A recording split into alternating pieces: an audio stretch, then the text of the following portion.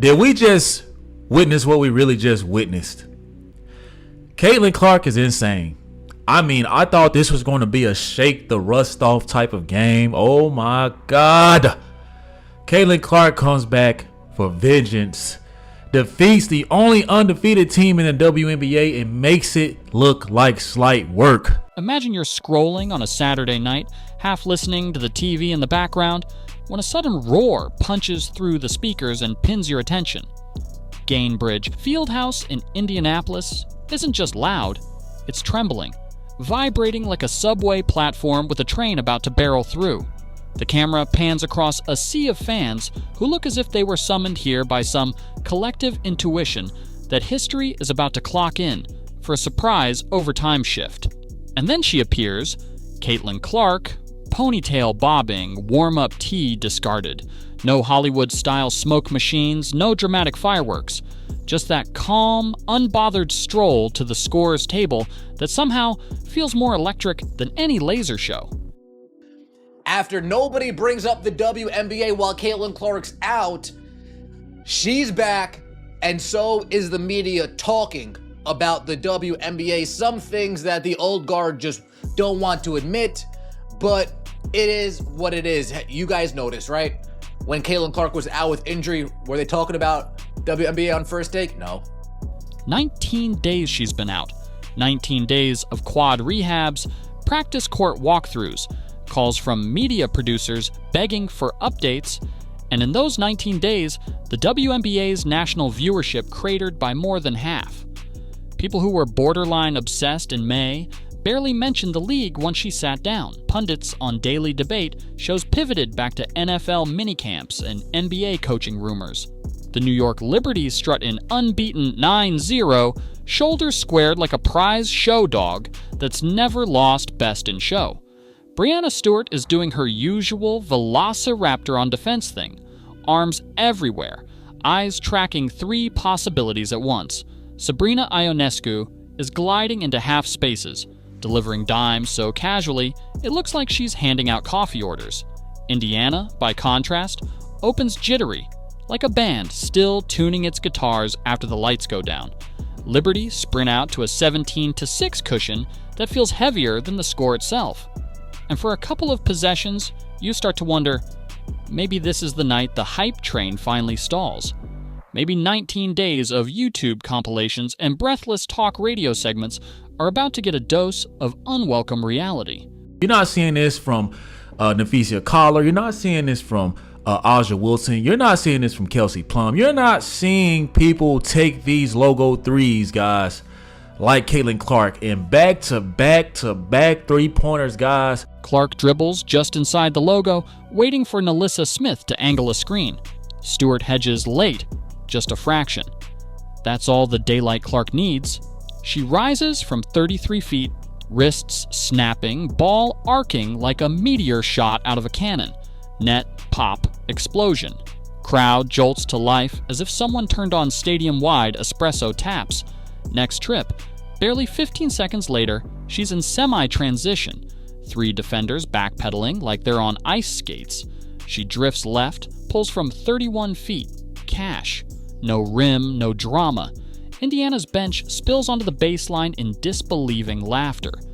The Liberty call timeout, but everyone in the building knows you can't call timeout on momentum. You can only beg it to slow down, please kindly. She steps up in those big moments. It seems like she plays better when the pressure's on, when the bright lights are on. Third possession, clock still blinking from the last basket, Clark dances with the ball 30 feet out. Defender squeezes up into her grill. She hesitates, flicks the ball low, steps back to 27 feet. Boom! Triple number 3 in 38 seconds. The broadcasters start tripping over cliches.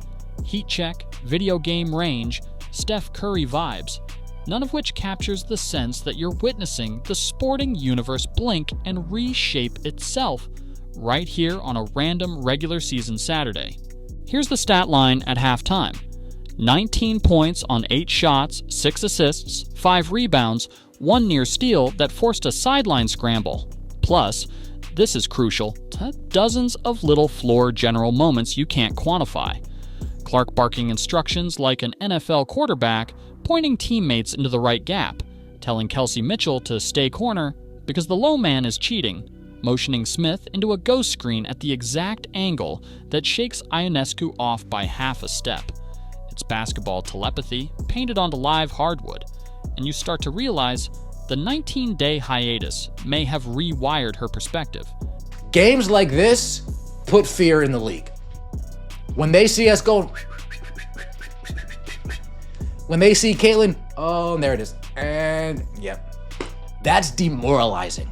She spent those absences watching from bench level, headset on, scouting sequences in slow motion. Now she's seeing the game like Neo catching code in the Matrix, angles everywhere, defenders on puppet strings. Third quarter, Liberty punch back. Stewart slices through for a reverse layup. Jonquel Jones bullies her way to the rim, and suddenly, it's a one-possession game.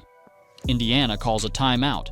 In the huddle, cameras catch Clark leaning into the whiteboard, not as silent observer but as co-architect, sketching out spacing tweaks like a coach who's been in the league a decade. Out of the break, she runs a flare action for Erica Wheeler, setting a brush screen herself, popping to the wing, catching a return pass, rifling a cross-court bullet to Mitchell. Corner triple, splash. Next possession, she pushes pace off a long rebound, draws Stewart and Betnijah Laney simultaneously, flips a no-look to Smith, sprinting rim to rim, 2 more. Liberty start to sag into a 2-3 zone, desperate for any new look. Clark simply walks the ball up, motions everyone to the baseline, eyeballs the top of the key, and buries a straight-on 29-footer, because zones don't extend beyond 25 feet unless you're playing a stretch 5 at the top. Game theory, meet flamethrower. Let's tap pause for a moment and zoom out. Social media dashboards are melting. The 38-second clip is chopped, re-chopped, ratioed, subtitled in Spanish, formatted vertically with giant red caption text, and projected onto trending tabs across continents within minutes. ESPN pushes a mid-game alert. Caitlin Clark sets WNBA Twitter ablaze with 3 bombs in 38 seconds. Skip Bayless, who probably hasn't watched a full WNBA contest since 2016, tweets an all-caps apology for doubting her range. NBA players start chiming in. Trae Young posts a flame emoji string. Damian Lillard retweets the clip with a shrug that basically says, respect.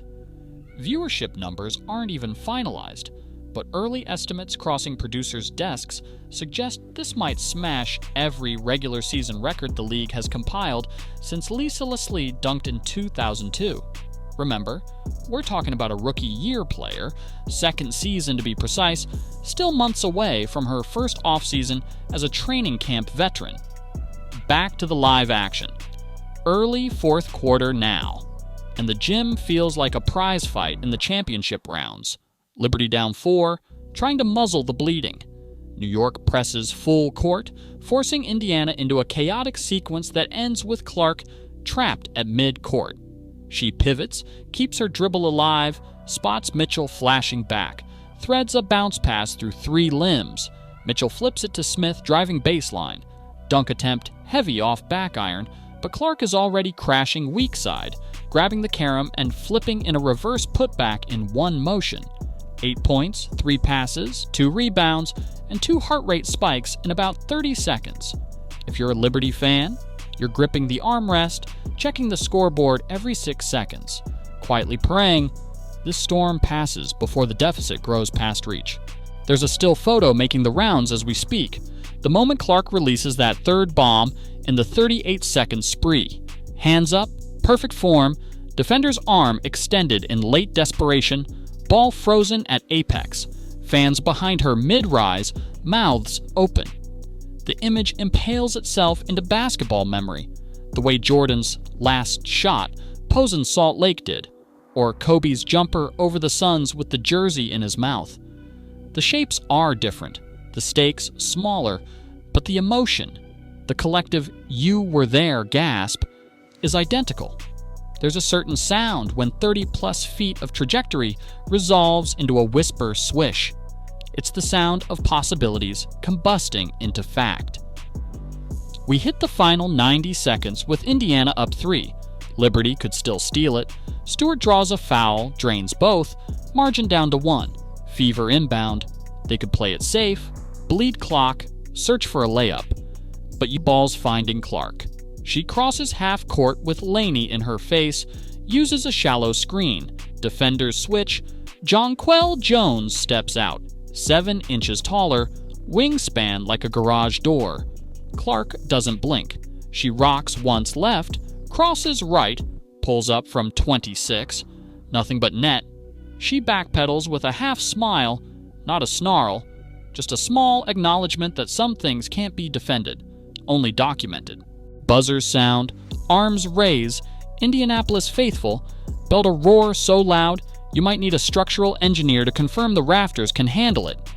Stat sheet prints, 32 points on 11 for 20 shooting, 9 assists, 8 rebounds, 2 steals, 1 turnover. ESPN's sideline reporter steps in. Clark adjusts her headband and thanks teammates first, crowd second, medical staff third. Not a single I statement. She sounds relieved rather than boastful, like someone who had to sit at home for 19 days chewing on frustration, now finally able to exhale.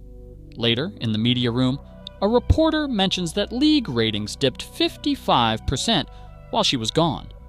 Clark winces. You can tell she hates being framed as savior. She pivots the answer to tell a story about how Kelsey Mitchell kept the locker room loose, how the coaching staff trimmed the playbook for clarity, how rookie bench players gained confidence during her absence.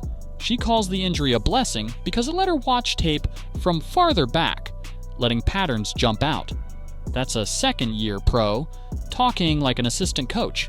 You wonder what year 5 Clark is going to sound like if this is year 2.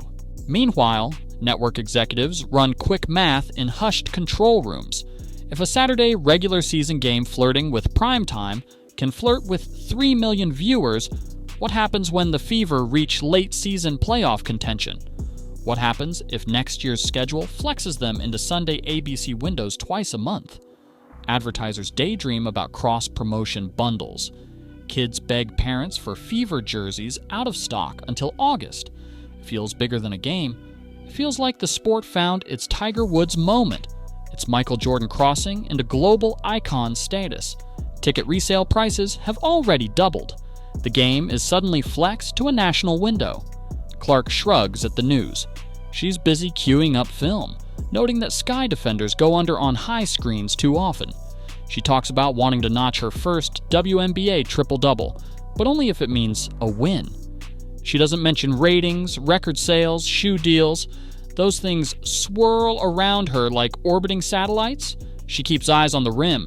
You close your laptop after watching and feel the reverberation lingering, a sense that you caught a hinge moment. Remember that feeling. Sports rarely hand you a front row seat to cultural shift. Most revolutions become obvious only in hindsight. Tonight, you witnessed one in real time, disguised as a regular season box score entry. Keep the date handy. Keep Saturday evenings flexible. Because the Caitlin Clark Show isn't just back from hiatus, it's entering syndication, expanding markets, and turning casual browsers into full-time believers. And if 19 days without her could drain half the league's viewership, imagine what 19 straight games of this level might build. Stick around. The numbers and the legend are climbing together.